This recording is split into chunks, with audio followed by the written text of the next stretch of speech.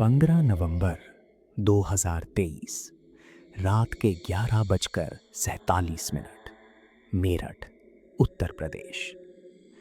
शहर के पुराने हिस्से में जहां गलियां इतनी तंग हैं कि दो इंसान आमने सामने मिले तो एक को रुकना पड़े, वहां एक हवेली खड़ी थी, 200 साल पुरानी, लाल पत्थरों से बनी, जिसकी दीवारें इतनी मोटी थीं कि उनके भीतर पूरी एक जिंदगी दफन हो सके। स्थानीय लोग उसे काली हवेली कहते थे, ना इसलिए कि वो रंग में काली थी, बल्कि इसलिए कि जो भी उसके दरवाजे के भीतर गया वो कभी वैसा नहीं रहा जैसा गया था। हवेली के मुख्य दरवाजे पर एक संग खाया हुआ ताला लटका था, जिसे आखिरी बार 1947 में बंद किया गया था। उस रात जब देश आजाद हुआ था, उसी रात इस हवेली में कुछ ऐसा हुआ था जिसे मेरठ के बुजुर्ग आज भी ज़बान पर नहीं लाते। वो चुप्पी किसी डर से नहीं थी, वो चुप्पी एक समझौते की थी, इंसानों और उस चीज के बीच का समझौता जो तहखाने में थी। राम प्रसाद शर्मा को इन बातों से कोई लेना देना नहीं था। दिल्ली की एक बड़ी निर्माण company Agarwal construction private limited ने उसे इस साइट का सुपरवाइजर बनाकर भेजा था। काम सीधा था, हवेली तोड़ो, जमीन साफ करो, नई इमारत बनाओ।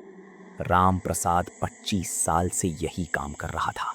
पुरानी इमारतें, पुरानी कब्रें, पुराने मंदिर, सबको उसने तोड़ा था।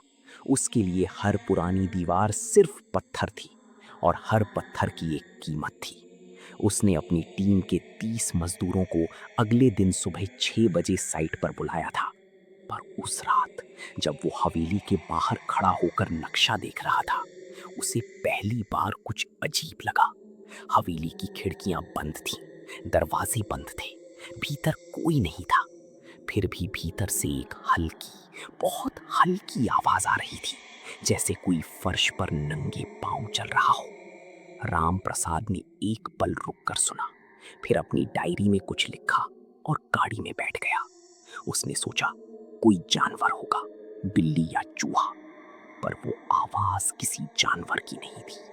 16 नवंबर 2023 सुबह 6 बजे काम शुरू हुआ।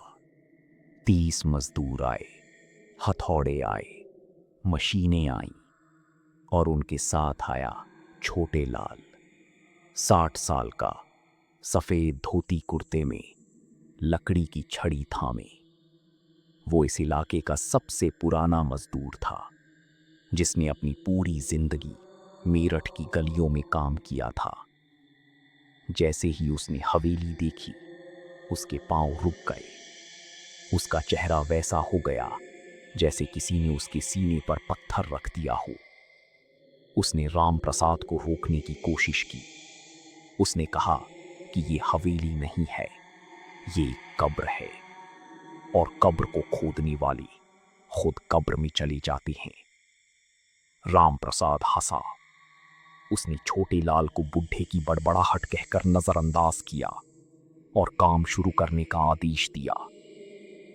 पहला हथौड़ा जब हवेली की दीवार पर पड़ा तो एक ऐसी आवाज निकली जो पत्थर की नहीं थी।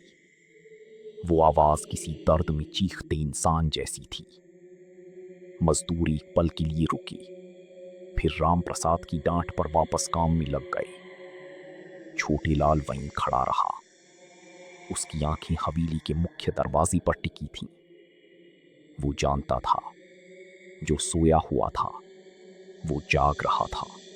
पहले 3 दिन सब ठीक रहा। हवेली की ऊपरी मंजिलें गिरी, दीवारें टूटी, छत ढही, मलबे का ढेर लगता गया। चौथे दिन 19 नवंबर को मजदूरों को जमीन के नीचे एक दरवाजा मिला, लोहे का, इतना भारी कि 4 मजदूर मिलकर भी उसे हिला नहीं पाए। उस दरवाजे पर कोई ताला नहीं था, पर वो बंद था, जैसे किसी ने भीतर से उसे थाम रखा हो। राम प्रसाद खुद नीचे उतरा। उसने दरवाजे को देखा, उसकी उंगलियां उस पर फिराईं, और तभी उसे महसूस हुआ कि दरवाजा गर्म है। नवंबर की ठंड में जमीन के नीचे वो लोहे का दरवाजा गर्म था, जैसे उसके पीछे कोई आग जल रही हो या कोई सांस ले रहा हो। राम प्रसाद ने मशीन से दरवाजा तोड़ने का आदेश दिया। छोटीलाल दौड़ता हुआ आया। उसने रामप्रसाद का हाथ पकड़ा, गिड़गिड़ाया, पर रामप्रसाद ने उसका हाथ झटक दिया। मशीन चली और दरवाजा टूटा। जो गंध भीतर से निकली वो किसी ने पहले नहीं सूंघी थी। न सड़े हुए मांस की, न पुरानी मिट्टी की, कुछ और थी, भारी, गाढ़ी, ऐसी जैसे हजारों साल की सांसें एक साथ बाहर निकल रही हों। 3 मजदूर तुरंत उल्टी करने लगे। 2 बेहोश हो गए। राम प्रसाद ने टॉर्च जलाई और भीतर झांका। तहखाना था, गहरा, लंबा, अंधेरे में डूबा हुआ। पर टॉर्च की रोशनी जितनी दूर तक जाती थी, उतनी दूर तक सिर्फ दीवारें थीं।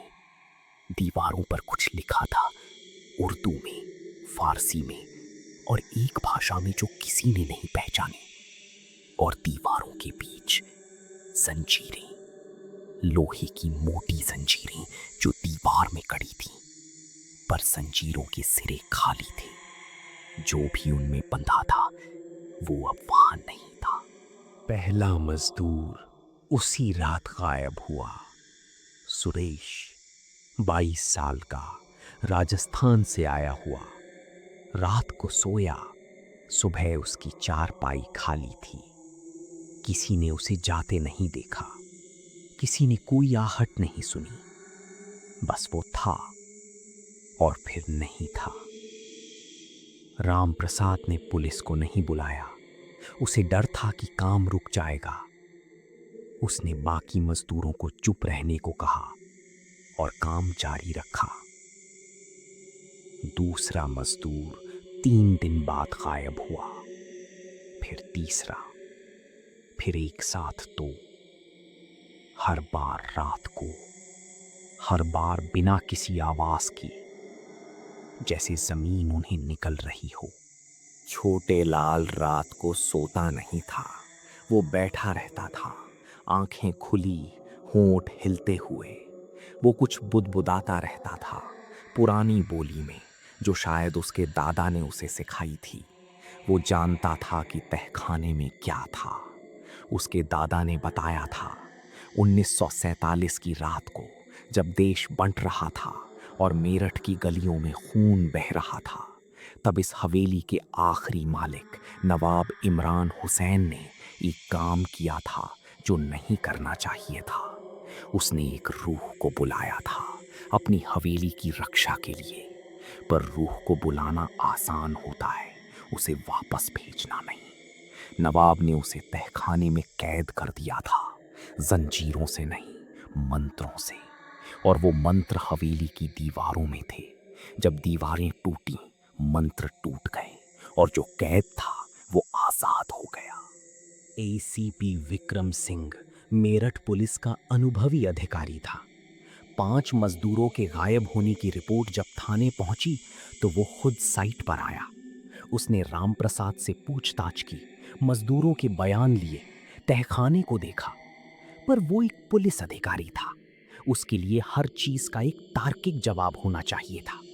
उसने सोचा शायद मजदूर काम से भाग गए, शायद कोई गिरोह था, शायद रामप्रसाद खुद कुछ छुपा रहा था। उसने तहखाने में फोरेंसिक टीम भेजी। टीम भीतर गई और 2 घंटे बाद वापस आई। टीम के 4 सदस्यों में से एक ने बाहर आते ही कहा कि भीतर कोई है। उसकी आंखें फटी हुई थीं, हाथ कांप रहे थे। उसने कहा दीवार पर परछाई थी, पर टॉर्च की रोशनी में कोई नहीं था जिसकी परछाई हो। एसीपी विक्रम सिंह ने उसे नजरअंदाज किया, पर उस रात उसे नींद नहीं आई। 7वें दिन राम प्रसाद खुद तहखाने में उतरा। वो अकेला था। उसने किसी को नहीं बताया। रात के 12 बजे टॉर्च लेकर वो जानना चाहता था कि आखिर है क्या भीतर। वो एक लालची आदमी था, पर डरपोक नहीं था। तहखाने की सीढ़ियां उतरते हुए उसे वही गंध आई, पर इस बार कुछ और भी था। एक आवाज, बहुत धीमी, जैसे कोई उसका नाम ले रहा हो, उसकी अपनी आवाज में। राम प्रसाद रुका। उसने टॉर्च घुमाई। दीवारें, जंजीरें, अंधेरा, और फिर टॉर्च बुझ गई। पूरा अंधेरा, ऐसा अंधेरा जो सिर्फ जमीन के नीचे होता है, जहां रोशनी का कोई रास्ता नहीं। राम प्रसाद ने टॉर्च को बार बार जलाने की कोशिश की, नहीं जली। उसने फोन निकाला, नेटवर्क नहीं था। और तभी उसे महसूस हुआ, वो अकेला नहीं था, कोई था उसके ठीक पीछे, सांस लेता हुआ। राम प्रसाद की चीख सुनाई दी, बस एक बार। फिर सब शांत हो गया। सुबह छोटे लाल ने तहखाने के दरवाजे पर कुछ देखा।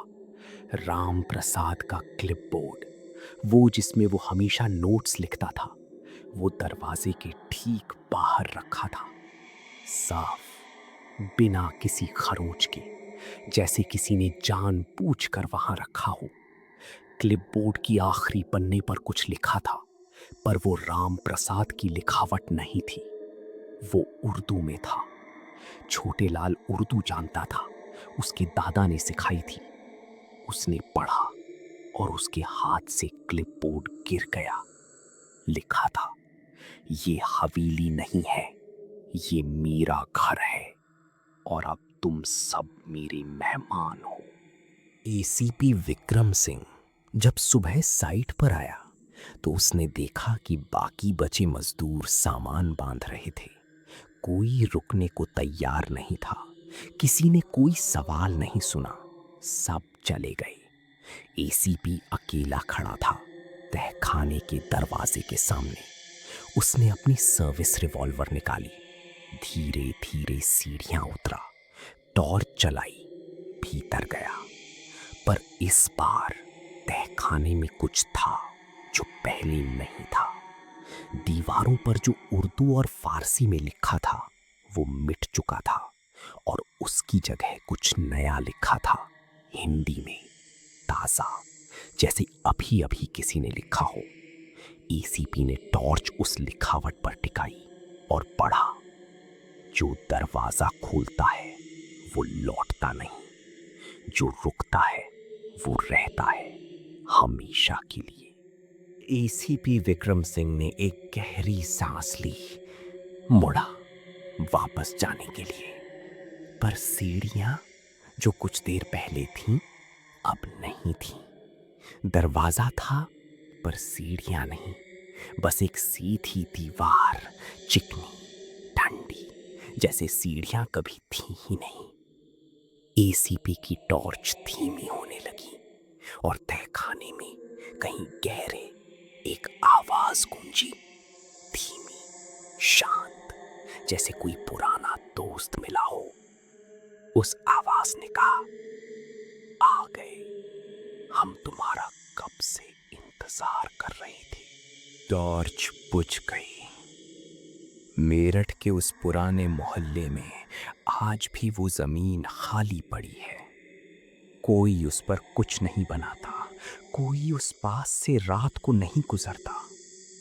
और हर अमावस्या की रात जमीन के नीचे से एक आवाज आती है, बहुत धीमी, बहुत गहरी, जैसे कोई दरवाजा खटखटा रहा हो भीतर से। छोटे लाल आज भी उस गली के नुक्कड़ पर बैठता है, चुपचाप, लकड़ी की छड़ी थामे। जो भी उस तरफ जाने लगता है वो बस इतना कहता है, वो तहखाना नहीं है, वो एक दरवाजा है, और दरवाजे की उस तरफ जो है वो तुम्हें हमेशा के लिए रख लेगा। आज के लिए बस इतना ही, लेकिन याद रखिए, हर कहानी सिर्फ कहानी नहीं होती। अगर ये कहानी आपके दिल तक पहुंची हो तो हॉरर एफएम को अभी सब्सक्राइब करें, वीडियो को लाइक करें और उसे शेयर करें उनके साथ जिन्हें आप आज रात सोने नहीं देना चाहते। मैं जल्द लौटूंगा एक और डरावनी कहानी के साथ। तब तक अपना ध्यान रखिए, क्योंकि क्या पता अगली कहानी शायद आपके शहर से हो।